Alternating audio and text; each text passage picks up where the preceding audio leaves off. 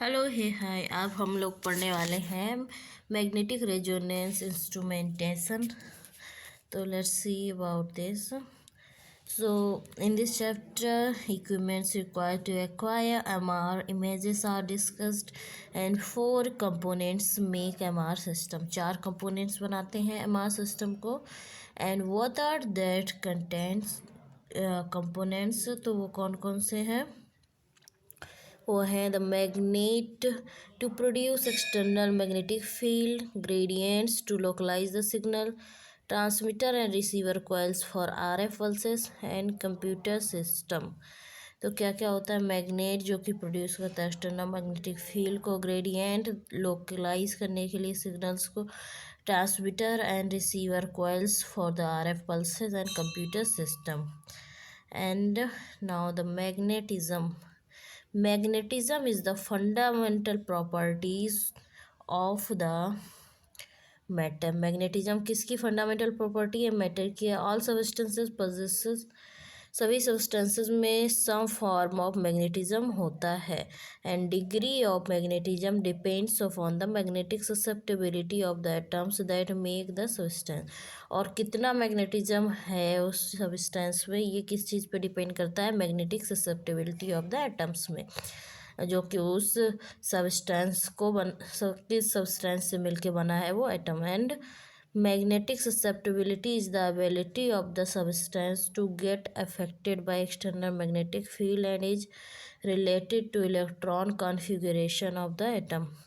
और जो magnetic susceptibility होती है वो एक एबिलिटी होती है सब्सटेंस की, जिससे कि वो एक्सटर्नल मैग्नेटिक फील्ड से अफेक्टेड जो होता है, and is related to the electron, जो कि रिलेटेड होता है electron configuration of the atom से। इलेक्ट्रॉनिक कॉन्फ़िगरेशन होता है ना। And depending on the magnetic susceptibility substances response to magnetic field.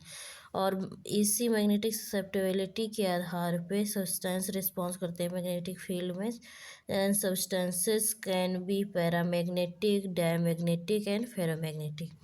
और इसी मैग्नेटिक ससेप्टेबिलिटी के हिसाब से ही सब्सटेंसेस तीन टाइप से होते हैं, बिहेव करते हैं, जो कि हैं पैरामैग्नेटिक, डायमैग्नेटिक एंड फेरोमैग्नेटिक। तो देख लेते हैं what are the paramagnetic substances.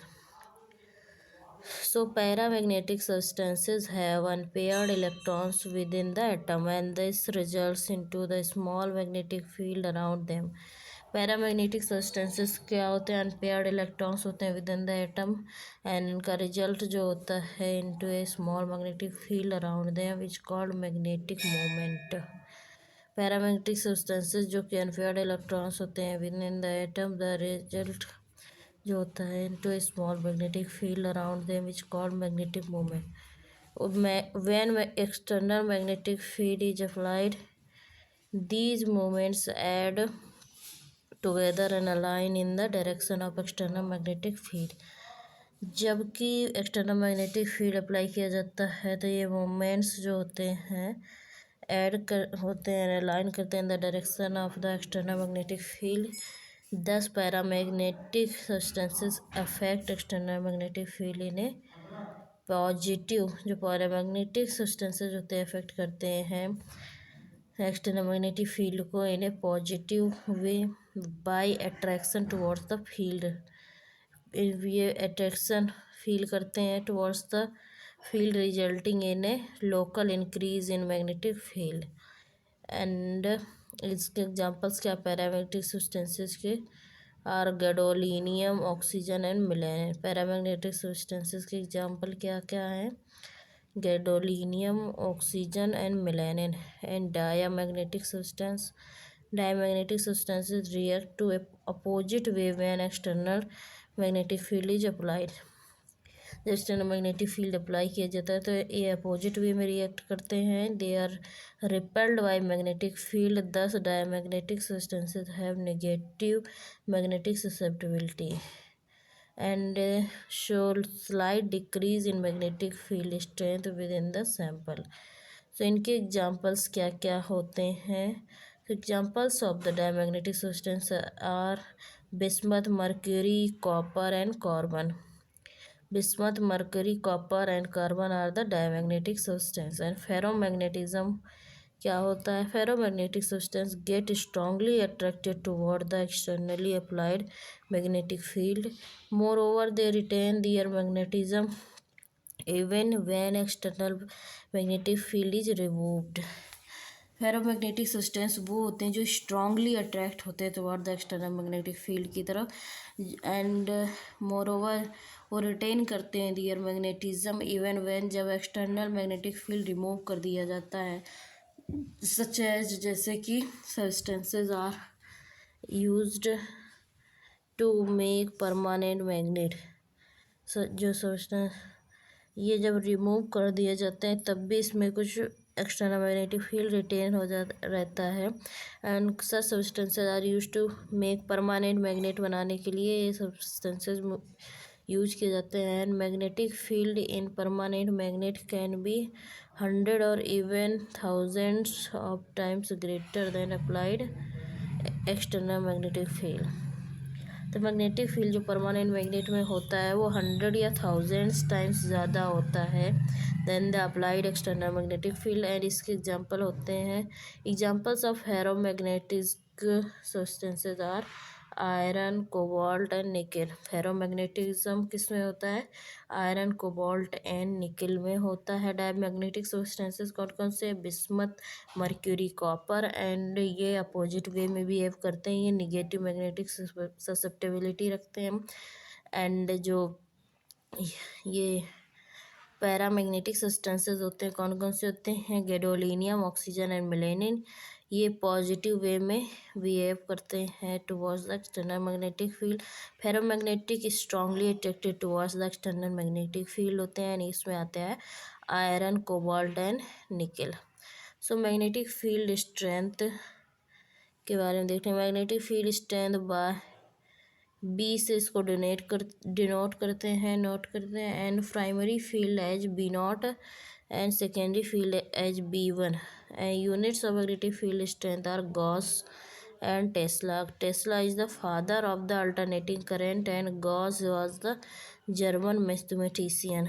Tesla जो थे अल्टरनेटिंग करंट के फादर कहलाते हैं, एंड गॉस जो थे ये जर्मन मैथमेटिशियन थे। So tesla 1 tesla is equal to 10 kilo gauss, यानी कि 10,000 गॉस होता है। Gauss is a measure of low magnetic field strength. Gauss किस चीज़ का मीजर होता है? लो मैग्नेटिक फील्ड स्ट्रेंथ का। एंड अर्थ का मैग्नेटिक फील्ड कितना होता है? इज अप्रॉक्सीमेटली 0.6 गॉस होता है। 0.6 गॉस किसका होता है? अर्थ का magnetic field. And MR systems used for clinical purpose have strength ranging from 0.2 to 3 Tesla. MRI के सिस्टम्स जो कि यूज करते हैं क्लिनिकल पर्पजेस एंड हैव, उनमें स्ट्रेंथ होती है कितनी? 0.2 से 3 टेस्ला के बीच में। And field strength higher than 3 tesla. Field strength जिसमें कि 3 टेस्ला से ज़्यादा होती है, are used for research purposes, वो रिसर्च पर्पजेज के लिए यूज होते हैं। एंड देखिए क्लिनिकल पर्पजेस के लिए कितना 0.2 से 3 टेस्ला तक यूज होता है। Field strength higher than 3 tesla use होता है फॉर रिसर्च पर्पजेस के लिए। And sound to noise ratio and the resolution increase होता है विद द फील्ड स्ट्रेंथ के साथ। And advanced MRI applications like spectroscopy, functional MRI, cardiac MRI और possible only on higher field strength like 1.5 and above पे ही ये सब advance applications possible हैं। एंड मैग्नेट्स कितने टाइप्स के होते हैं? The 3 types of magnets are use in the clinical MRI machine: permanent magnet, electromagnet and super conducting magnet. So permanent magnet क्या होता है? परमानेंट मैग्नेट होता है फेरोमैग्नेटिक सब्सटेंसेस का बनाता है। फेरोमैग्नेटिक कौन कौन से? कोबाल्ट, निकल, कॉपर वगैरह, कोबाल्ट, आयरन वगैरह ये जो होते हैं ना, है ना।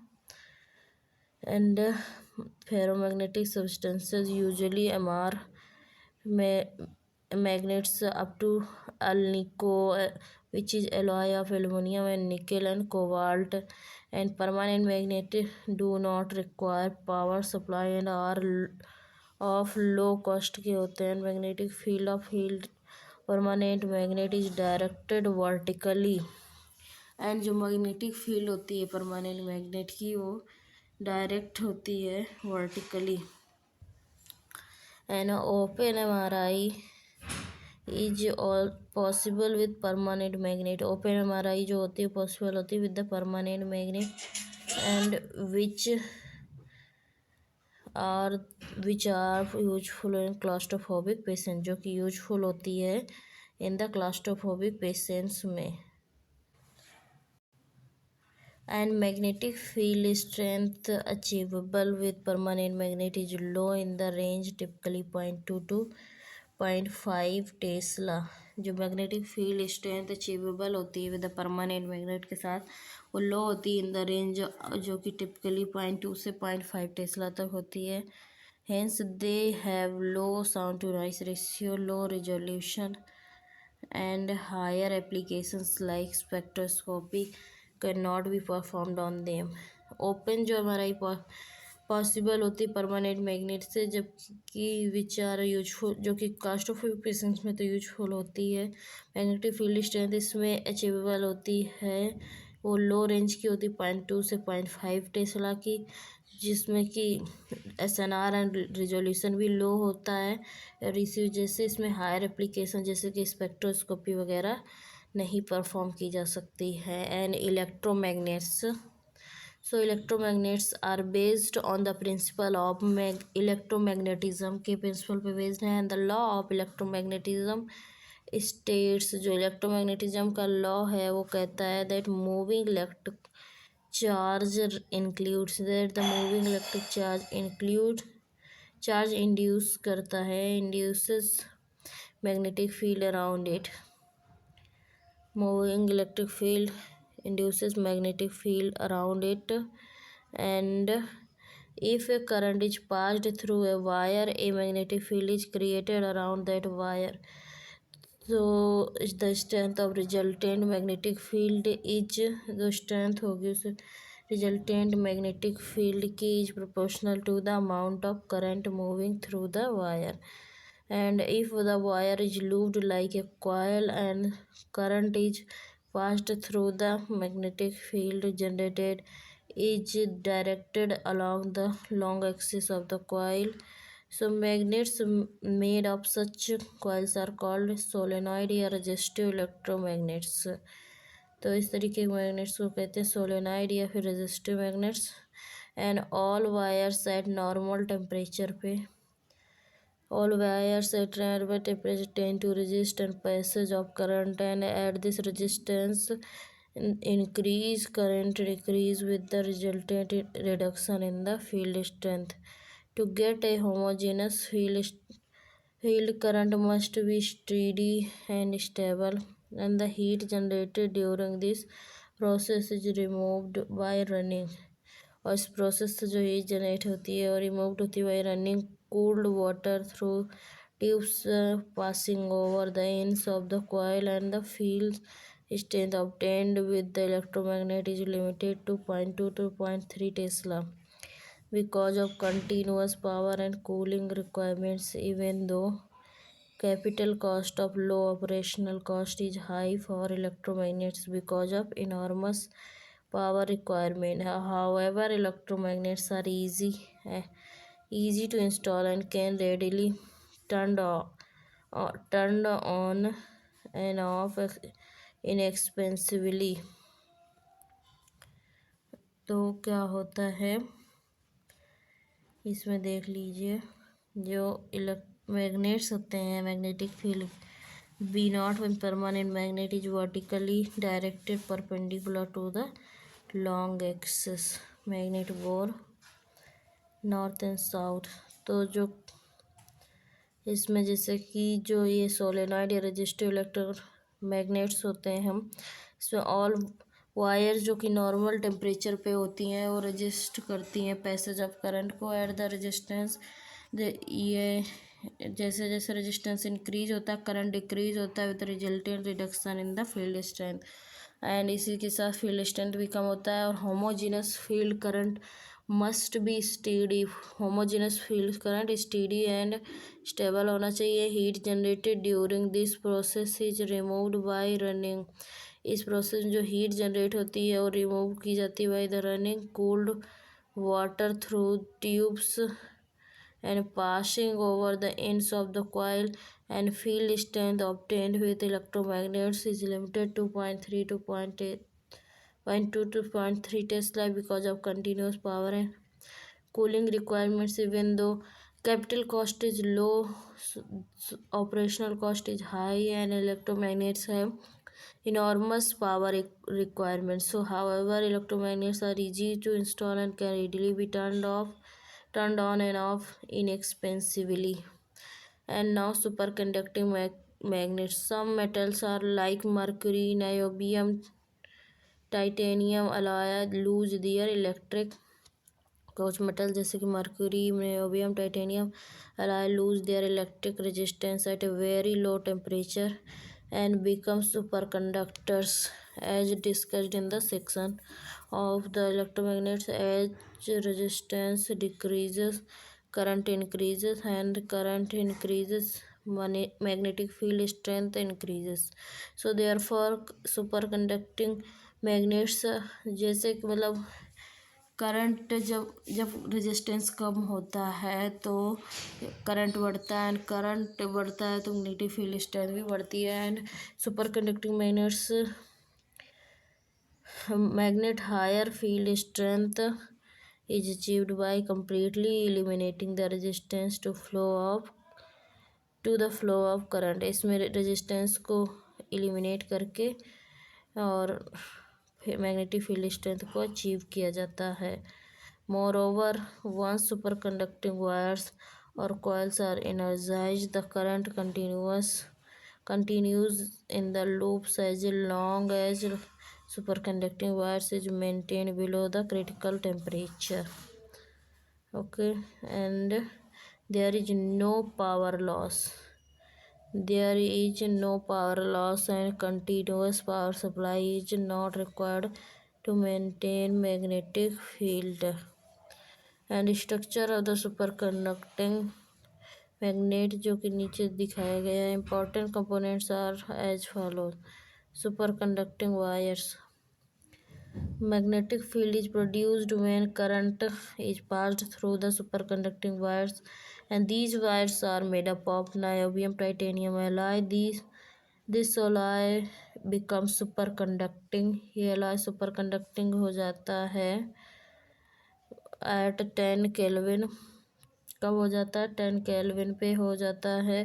And a wire containing filaments of titanium niobium alloy embedded in a copper matrix is wound tightly precisely on insulated aluminum bore tube, and ये फिक्स्ड होता है in place with a viscous high thermal conductivity epoxy binder. ये fixed होता है placed होता है the viscous high thermal conductive epoxy binder के साथ। And the super conducting wire could be as long as 30 kilometres. Hence there are thousands of tons of the wire, since it is not possible to wound the coil with the single continuous strand. Coil has several interconnecting joints. Since it is not possible to wound the coil with a single continuous strand, and coil has several interconnecting joints, जो कि several interconnecting joints होते हैं। तो यहाँ पे देख सकते हैं structure of superconducting magnet helium होता है, कॉइल होती है, एंड यहाँ पे ऐसे पूरा स्ट्रक्चर है। लिक्विड नाइट्रोजन है, फिर मैग्नेट बोर है, and this kind of this is filled and made. And now helium. The helium made up of superconducting material is cooled to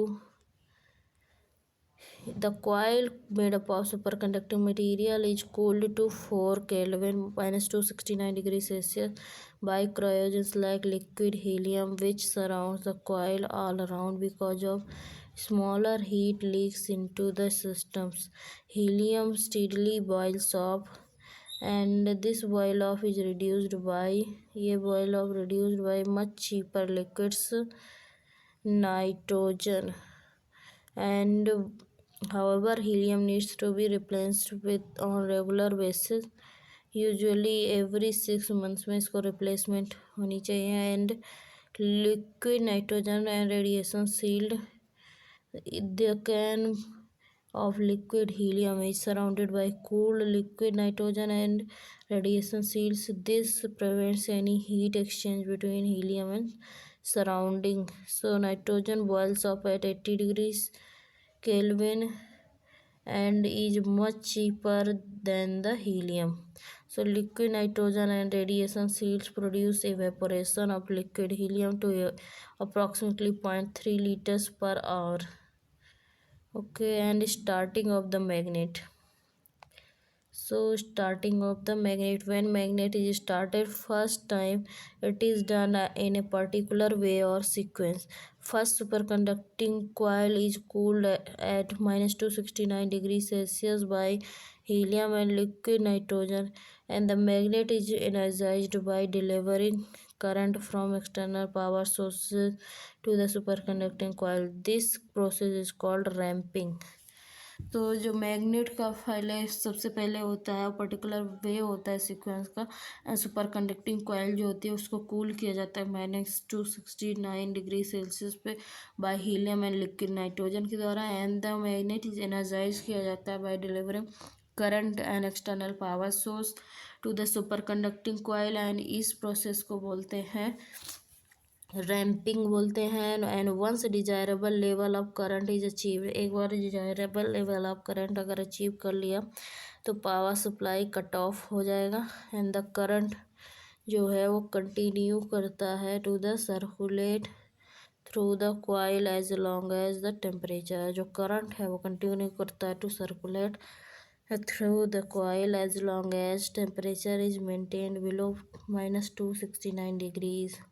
फिर जो करंट कंटिन्यू करता है सर्कुलेट थ्रू द कॉइल में as the temperature maintain किया जाता है below -269 degree Celsius. So the current and magnetic field produced remain constant and subjected only to minor changes. तो current और जो मैग्नेटिक फील्ड प्रोड्यूस होते हैं कांस्टेंट रहते हैं, एंड इसमें subjected only to very minor changes. Okay, and now quench. What is quench? So quench is a discharge और लॉस ऑफ. क्वेंच पे भी क्वेश्चन आ चुके हैं, एंड ये जो जैसे कि 4 केल्विन पे टेम्परेचर होता है इन द कूलिंग होता है, इस पे भी क्वेश्चन आ चुका है लिक्विड हाइड्रोजन के टेम्परेचर पे. सो ये पता होना चाहिए. And quench is a discharge और loss of magnetic field in the super conducting magnet, and this occurs because of increased resistance in the superconducting coil. Quench जो होता है डिस्चार्ज या लॉस ऑफ मैग्नेटिक फील्ड होता है in the superconducting magnet में, और ये कैसे होता है? ये होता है because of increase resistance in the superconducting coil which results in the heat formation, and this heat in the turn cause cryogens to evaporate. और ये हीट क्रायोजेंस को evaporate करवाती है, and this sets in a vicious cycle which ultimately results in increased temperature, increased resistance, and evaporation of all cryogens and a complete loss of magnetic field. And evaporation अगर all क्रायोजेंस हुआ तो complete loss of magnetic field होगा, जो कि trigger करे factor for increase in the resistance, and could be minor motion of wire in the coil and flux jumping which results in heat production. जिससे कि heat production हो गया. Rarely quench can be deliberately performed to save patient's life. This is done in situation where patient accidentally gets trapped in the magnet by objects such as oxygen cylinder or wheelchair. So All MR systems should have a vent to allow the helium to escape outside in case of quench occurs. तो सभी MR systems में went लगा होता है जिससे कि अगर by chance quench हो तो वो उससे हो जाए वेंट के थ्रू वो एवेपोरेट हो जाए helium and helium released inside the scan room can replace the oxygen completely and can cause asphyxia and it also produces ये प्रोड्यूस करेगा increased pressure in the scan room. इससे pressure increase होगा scan room में and which में prevent opening of the door जो कि prevent करेगा opening of the door. Every scan room should have oxygen monitor that will alarm if oxygen अगर oxygen levels falls below critical level and to restart और every scan room में होना चाहिए oxygen monitor जो कि अगर कम होगा तो वो अलार्म करेगा एंड टू रिस्टार्ट करने के लिए magnet after quench cryogens are filled and wires are cooled to -269 degree Celsius then the ramping is done drain की जाएगी done till desirable levels of magnetic field is achieved. Okay तो इस तरीके से फिर से स्टार्ट उसको करना पड़ता है। इन मैग्नेटिक फील्ड होमोजेनिटी इस टॉपिक पे भी क्वेश्चन आ रखे हैं स्विमिंग से, ये वेरी इंपॉर्टेंट टॉपिक है सो याद रखना है। Magnetic field should be uniform all over its extent to get correct information signal from the waves. Even though a magnetic field is more or less uniform, there might be minor inhomogeneity.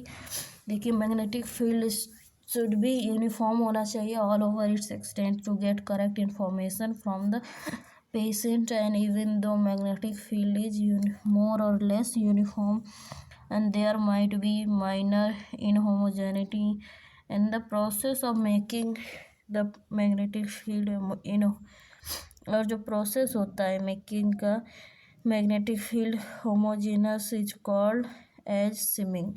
जो process होता है make करने का magnetic field homogeneous उसको कहते हैं swimming and this swimming is necessary as the magnetic field is prone to become and ये जो स्विमिंग होती एंड ये जो प्रोसेस होता है मैग्नेटिक फील्ड को प्रोन बनाने का to become inhomogeneous because of the difficulty of winding a perfect coil and a presence of metal within the environment. देखिए जिससे कि जो प्रोसेस होता है मैग्नेटिक फील्ड को होमोजेनस बनाने का उसको बोलते हैं swimming and process is necessary as magnetic field is prone to become inhomogeneous because of the difficulty of winding a process perfect coil and presence of metal within the environment है। Shimming can be active and passive.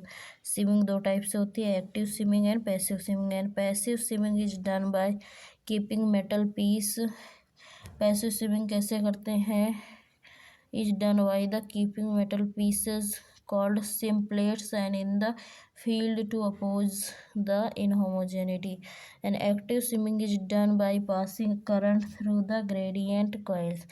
Active swimming कैसे की जाती है passing through the current passing through the gradient coils which generate करता है small magnetic field gradients and superimpose on main magnetic field and these coils are called swim coils and in coils को कहते हैं SIM coils and sim coils make field homogeneous by adding or subtracting from the field at desired points। and जो ये coils होती हैं SIM coils ये make करती हैं फील्ड होमोजेनस बाय एडिंग और subtracting the field by desired points and shim coils can be resistive winding are located within the room temperature and compartment of the magnet bore or superconducting windings located within the helium vessels। SIM coils जो resistive winding located होती हैं within the room temperature compartment of the magnetic bore में या फिर superconducting winding located within the helium vessel।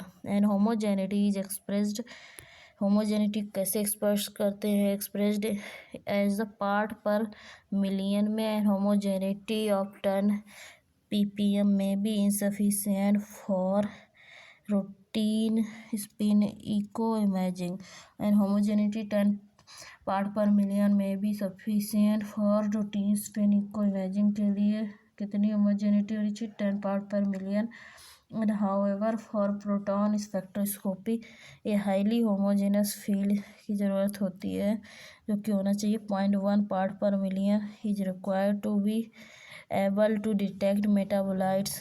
किस लिए? क्योंकि ये इसमें डिटेक्ट करते हैं metabolites with in the smaller chemical shape differences. इस सबसे ज़्यादा होमोजेनिटी किसमें चाहिए? जैसे कि किसमें चाहिए? प्रोटॉन स्पेक्ट्रोस्कोपी, जिसमें हाईली होमोजेनिटी चाहिए होती है 0.1 पार्ट पर मिलियन। एंड ये किस वजह से? क्योंकि इसमें डिटेक्ट करते हैं मेटाबोलाइट्स को with in smaller chemical shape differences. And now shielding पे भी क्वेश्चन आ रखे हैं। ये all the topics very very important, overall ये चैप्टर ही इम्पोर्टेंट है, ठीक है। सो ये सभी क्वेश्चंस आ रखे हैं। The extreme magnetic fields outside the bore of the magnet is known as the fringe field. जो एक्सट्रीम मैग्नेटिक फील्ड होता है आउटसाइड द बोर के आउटसाइड, उसको फ्रिंज फील्ड बोलते हैं। The extreme magnetic field cross करता है conventional walls, floor and ceiling and can potentially harm the patients with pacemakers for monitoring devices। देखिए एक्सट्रीम मैग्नेटिक फील्ड जो होता है outside the bore and magnet called, उसको बोलते हैं fringe field. And extreme field can cross कर सकता है conventional walls, floors and ceilings, can potentially harm कर सकता है patients with pacemakers, monitoring devices and other magnetically activated devices को।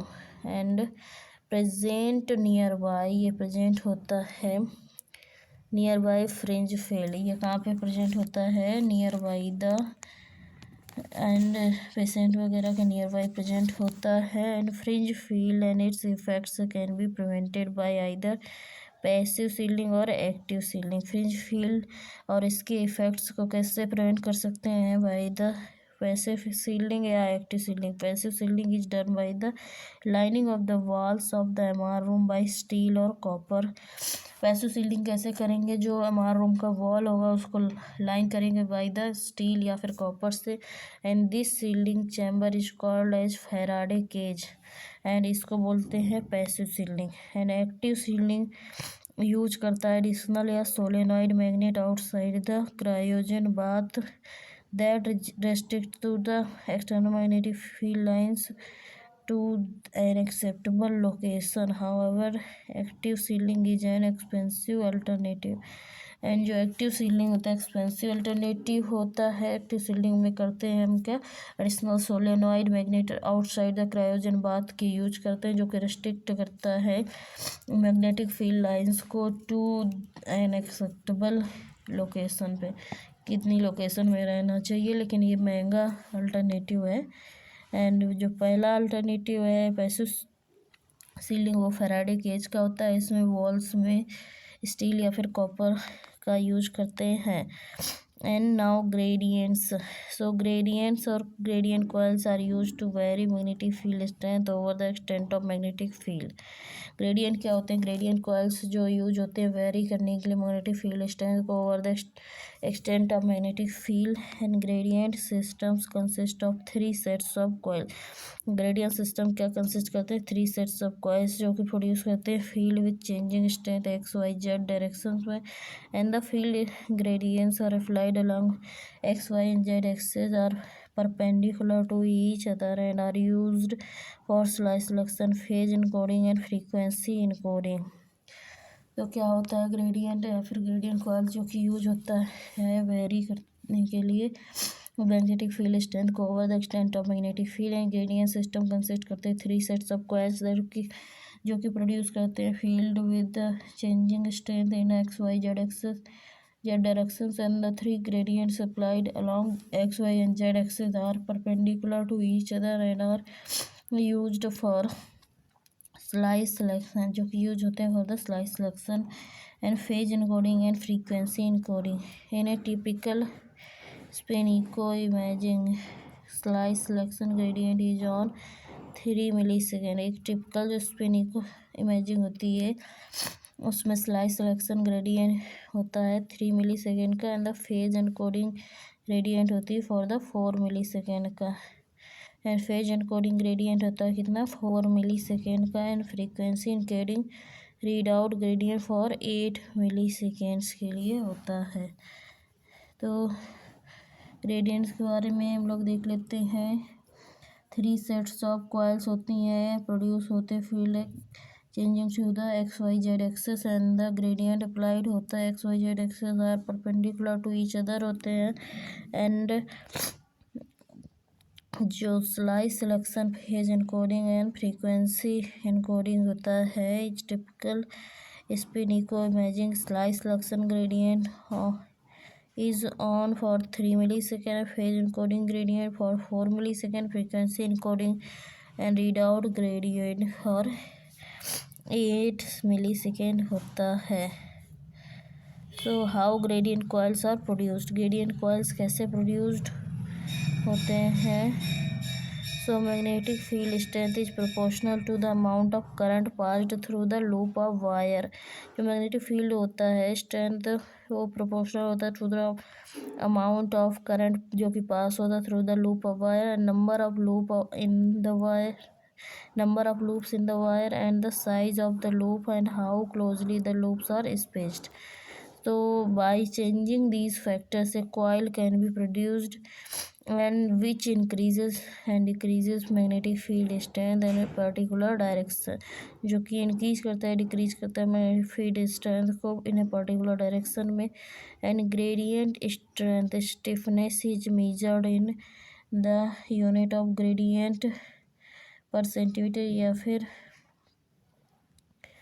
millitesla per meter. This means that magnetic field strength changes with the या Gauss per centimeter होगा, हाँ ये Gauss over each centimeter and 10 millistesla over each meter।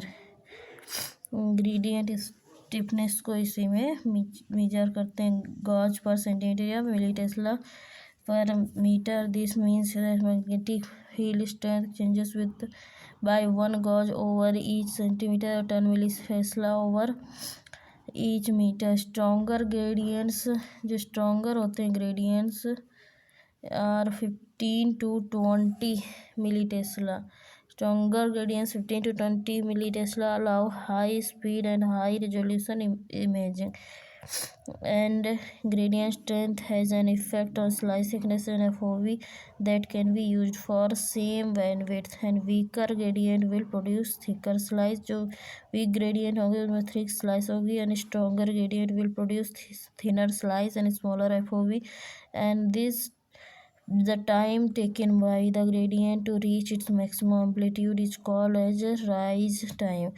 and जो time लिया जाता है by the gradient to reach its maximum amplitude तो उसको क्या बोलते हैं rise time. And the slew rate is the rate of rise obtained by the dividing gradient amplitude.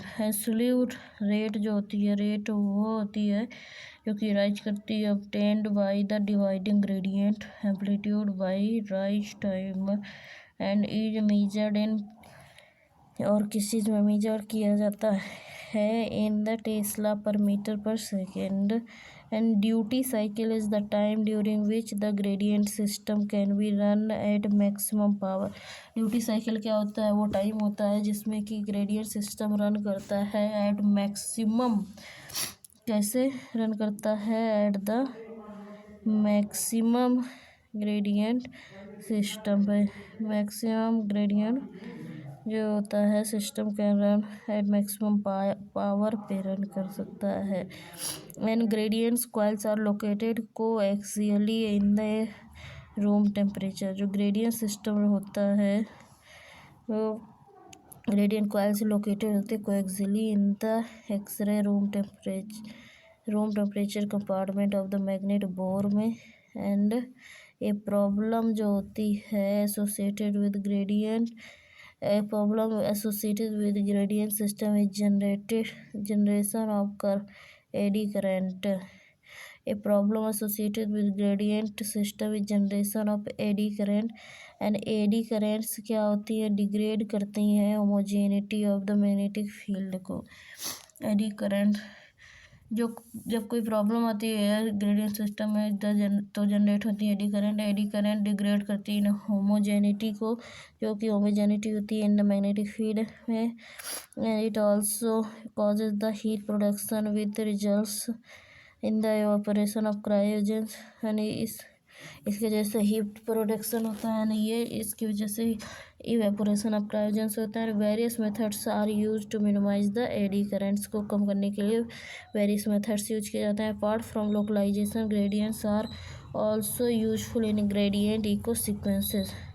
And localization के अलावा इसमें क्या क्या होता है, जो ग्रेडियंट्स लोकलाइजेशन के अलावा gradients are useful in gradient echo sequences and gradients are used for spoiling और रिवाइंडिंग। ग्रेडियंट्स किस चीज़ के लिए और भी यूज किया जाते हैं, स्पॉइलिंग या फिर रिवाइंडिंग, ट्रांसवर्स मैग्नेटाइजेशन के लिए भी यूज किए जाते हैं, स्पॉइलिंग या फिर rewinding, transverse magnetization. And gradients are used to rephase. Gradient किस लिए यूज होते हैं, gradients are used to rephase the protons when they are going out of phase। Gradients rephase करते हैं प्रोटॉन्स को जबकि वो आउट ऑफ फेज आ रहे होते हैं। After R F pulse is switch off, जब R F pulse switch off कर दी जाती है। दस दे एलिमिनेट करते हैं 180 डिग्री पल्स एंड मेक करते हैं gradient echo sequences much faster. Thus they eliminate 180 degree pulse and make करते हैं gradient echo sequences much faster। And now radio frequency coils क्या होती हैं, loop of wire is a coil and radio frequency coil are used to transmit R F pulses into patients. R pulse use की जाती है transmit करने के लिए R F pulses को, R F coils R F pulses को transmit करने के लिए पेशेंट्स में, and to receive the signals from the patients. And R F coils can be transmitters and receiver or both transceivers. R F coils transmitter receiver को या फिर both type की हो सकती हैं। Energy is transmitted in the form of, energy कैसे transmitted होती है, in the form of short intense burst of radio frequency known as radio frequency pulses. Energy कैसे ट्रांसमिट होती है, in the form of short intense burst of radio frequencies known as the radio frequency pulses, and these RF pulses cause phase coherence and flip some of the protons flow in from a low energy states to high energy states, and a RF pulse that causes net magnetization vector to flip away from the longitudinal axis by 90 degrees is called 90-degree RF pulse। So rotating transverse magnetization induces current in the receiver's coil। Rotating transverse magnetization induce करता है current को in the receiver coil, जो कि form करता है मार्स signal को। And based on design of R F coils can be divided as volume coil, surface coil and phase array coils. तो देखिए क्या होता है, ये जो आर एफ पल्सेस होती हैं कॉज करती हैं phase coherence and flip some of the protons from the low energy states to high energy states के लिए, लो एनर्जी स्टेट्स या फिर जो हाई एनर्जी स्टेट्स होते हैं उसके लिए। एंड इसमें जो होता है, कलर दूसरा लेती हूँ, तो इस तरीके से होता है। एंड जो low energy states to high energy states and R F pulses causes net magnetization vector to flip away from the longitudinal axis by 90 degrees and called as 90-degree RF pulse। Rotating transverse magnetization induces current in the receiver coil which forms at the Mars signal based on the RF coils can be divided as the volume and surface coil and phased array coils। Volume coil, surface coil and phased array coils। So now what is volume coil? So a volume coil It typically surrounds either by a whole body or a specific region. Volume coil जो होती है typically surround करती है इधर by whole body या specific region, एक provide करती है homogeneous B1 field RF coils perpendicular to main magnetic field V0 and in the imaging volume circumscribe the coil. ये प्रोवाइड करती है होमोजेनस मैग्नेटिक फील्ड को RF field perpendicular to the main magnetic field and the imaging volume circumscribed by the coil. However the sound to noise ratio of the images obtained with the volume coils is usually less than the obtained with surface and phased array coils, and body and head coils are examples of volume coils. Body और जो head coils होते हैं examples होते हैं volume coils के, and the main coil of the magnet also known as body coil and is volume coil, and it is located at the magnet bore and the innermost ring. ये कहाँ पे magnet bore में innermost ring में located होता है. Some configuration of the volume coil some configuration of the volume coil include करता है solenoid saddle and bird cage. Solenoid saddle and bird cage coils कुछ कॉन्फ़िगरेशन वॉल्यूम कॉइल के include करते हैं solenoid saddle and bird cage coils को. And now यहाँ पे आप लोग देख सकते हैं वॉल्यूम कॉइल्स को. सोलेनॉइड पहली है सोलेनॉइड कॉइल, दूसरी जो है वो है सैडल कॉइल एंड जो तीसरी है bird cage coil. And now surface coils. So surface coils is placed on the surface of the region of interest to acquire conical images with very high SNR. High SNR is obtained at the cost of limited volume coverage and describing magnetic field homogeneity with the distance from coil. And surface coil are operated in जो surface coil operated होती हैं in the recessive only model, and RF transmission is performed. जो RF transmission होता है वो perform किया जाता है separately and typically by volume coil. Surface coils can either be flexible and can be wrapped around the region of interest and rigid in the design. तो देखिए क्या होता है. सरफेस कॉइल जो एक्वायर करती हैं very high SNR. High SNR obtained होता है at the cost of limited volume coverage and describe करता है मैग्नेटिक फील्ड होमोजेनिटी का distance from the coil. And surface coils are operated in receive and only mode and transmit RF transmission is perform separately typically by volume coil. And surface coils जो होती हैं flexible होती हैं, wrapped around होती हैं region of the interest and rigid in design होती हैं. And the now phased array coil. So phased array coils के बारे में देख लेते हैं. एंड जो फेज्ड एरे कॉइल्स होती हैं वो कंसिस्ट करती हैं two or more geometrically aligned two or more geometrically aligned surface coils used in conjunction. This coil combines advantage of surface coil, high SNR, and volume coil, large FOV. So the advantages of high SNR and resolution obtained from PA coil may be traced off for reduced scan time and by decreasing the number of signal averages depending on the number of surface coil elements. PA coils are called 4, 6, 8, 32 channel PA coils. तो phased array coils consist करती हैं दो या दो से ज़्यादा geometrically aligned surface coils used in conjunction. And coil combine करती हैं advantages of surface coils, high SNR and volume coil का large FOV. So advantage of high SNR and resolution. जो एडवांटेज होते हैं हाई SNR के and large FOV के वो क्या होते हैं. तो वो ऑब्टेंड होते हैं फ्रॉम द PA कॉइल में भी ट्रेस्ड ऑफ होती है. रिड्यूस्ड स्कैन टाइम होता है by decreasing the number of signals averages depending on the number of surface coils elements. PA coils are called 4, 6, 8, 32 channel PA coils, and the increasing and 10 जो इसमें क्या होता है, increasing number of elements allow करते हैं faster dynamic scans with the consequent reduction for the motion artifacts and parallel imaging capability is another distinct advantages of PA coils. और ये जो इंक्रीजिंग नंबर ऑफ एलिमेंट्स होता है वो allow करता है फास्टर डायनेमिक स्कैन को and consequent reduction in the motion artifact parallel imaging capability is another distinct advantage of the PA coils।